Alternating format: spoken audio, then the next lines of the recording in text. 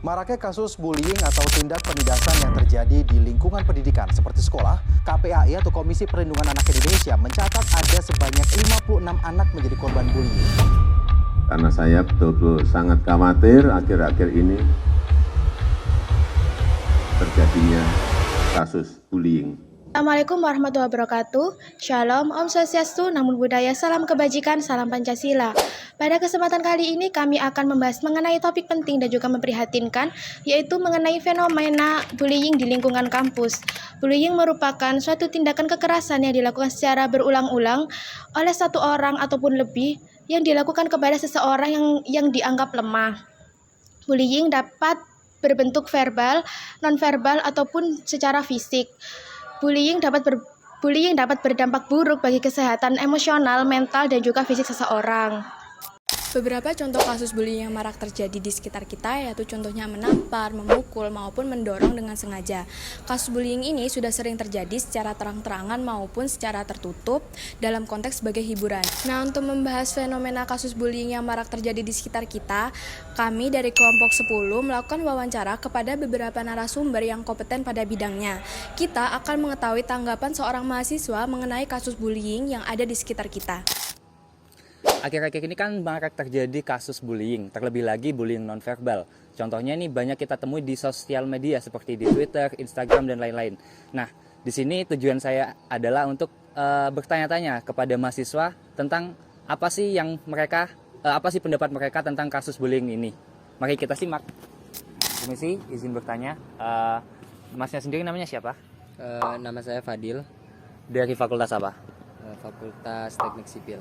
Oke, baik. Jadi Mas, di sini kami ingin bertanya tentang kasus bullying yang marak terjadi pada mahasiswa. Menurut Mas Fadil sendiri, bagaimana tanggapan Masnya tentang kasus bullying? Tanggapan saya untuk kasus bullying, saya sangat tidak setuju dengan adanya bullying. Apalagi dulu saya merupakan salah satu, mungkin bisa dibilang korban bullying. Ya, jadi saya sangat kontra dengan hal tersebut. Oke, baik, untuk pertanyaan kedua yaitu apakah pantas bagi seseorang untuk membuli meskipun korban itu memang bersalah gitu? Menurut saya apapun yang namanya bullying itu tidak pantas ya Mas ya. Walaupun korban itu bersalah. Mungkin jika korban bersalah mungkin bisa dikasih tahu, dikasih teguran supaya dia bisa berubah, tapi bukan dengan cara membuli tersebut. Oke, baik, terima kasih. Selanjutnya yaitu pertanyaan ketiga. Apa yang akan dilakukan oleh Anda jika Anda menemui kasus bullying di depan Anda? Sebagai mungkin bisa dibilang mantan korban bully, saya hanya bisa untuk melindungi si anak dengan cara tidak melukai siapapun, mau si korban bully ataupun si yang ngebully.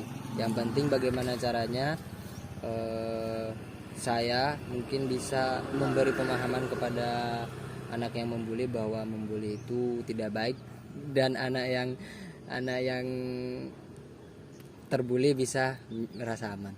Oke, baik, terima kasih atas jawabannya. Sekali lagi terima kasih atas waktunya juga.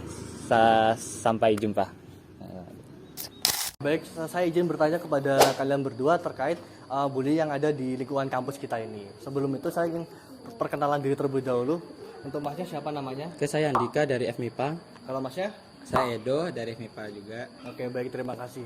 Saya ingin bertanya kepada Andika terlebih dahulu. Menurut Andika sih, apa yang harus kita lakukan sebagai mahasiswa ketika ada teman kita yang sedang dibully?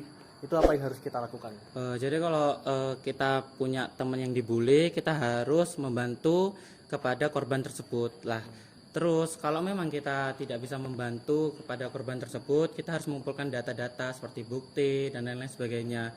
Karena apa? Karena bukti itu sebagai penguat kita untuk melaporkan kepada pihak universitas atau ke kepolisian, seperti itu. Seperti itu, berarti kita harus menyiapkan bukti yang kuat dulu ya. Betul. Untuk Edo sendiri, menurut Edo sendiri apa yang harus kita lakukan supaya tidak terjerumus dalam tindak bullying tersebut? Menurut Anda bagaimana? Baik, di sini karena kita ini sebagai mahasiswa ya, seharusnya kita bisa menjalankan nilai-nilai Pancasila yang sudah ada, di mana nilai Pancasila itu sudah ditanamkan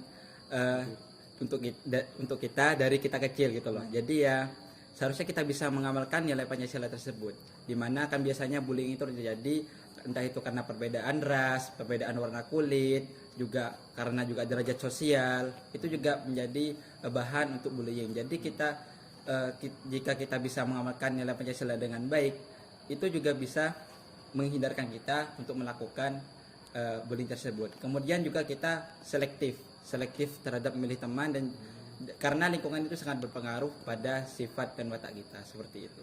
Oh begitu, berarti kita emang harus selektif untuk memilih teman-teman kita, karena juga faktor-faktor yang memicu bullying itu banyak sekali, dari suku, ras, dan lain sebagainya kan. Ya. Oke, baik, jawabannya sangat luar biasa. Terima kasih atas jawabannya. Mungkin saya akhiri. Terima kasih ya. Jawaban dari teman-teman tadi dapat disimpulkan bahwa mereka sangat mengecam dan tidak setuju dengan perilaku bullying, karena bullying sendiri sangat merugikan bagi si korban. Apalagi kita sebagai mahasiswa, banyak masyarakat yang beropini bahwa kita itu seorang akademisi yang terpelajar dan terdidik. Cara mengatasi bullying menurut mereka bisa dengan mengamalkan nilai-nilai Pancasila di kehidupan sehari-hari, dan pandai dalam memilah dan memilih teman supaya tidak terjerumus atau terjadi tindakan bullying. Dan apabila kita melihat langsung bullying itu, kita bisa membantu dengan mengumpulkan bukti-bukti yang kuat supaya saat kita melaporkan ke pihak tertentu bisa ditindak secara cepat dan tepat. Terima kasih. Wassalamualaikum warahmatullahi wabarakatuh.